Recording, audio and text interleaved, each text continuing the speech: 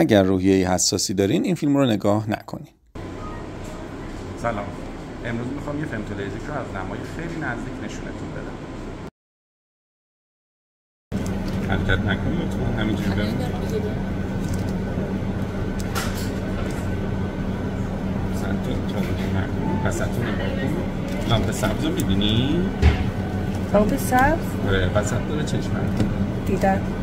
دیدی؟ آره دیدم. تمام مدت باید به اون لامپ سبز نگاه کنید، جای دیگر خب مرحله اول جلب توجه و همکاری بیماره که از بیمار میخوایم که به لامپ سبز چشمک زن نگاه کنه و بعد از اون لایه‌ای که قبلا با لیزر برش خورده رو من جدا سازی میکنم، رو کنار میکشم و لیزر رو شروع میکنم.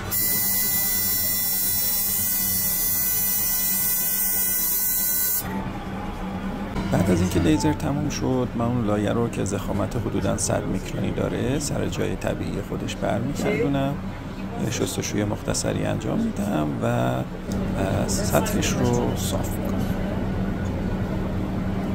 در نهایت قطره آنتی بیوتیکی رو چشم چکونیم و عمل تموم میشه. شما رو خانم تندرست باشید.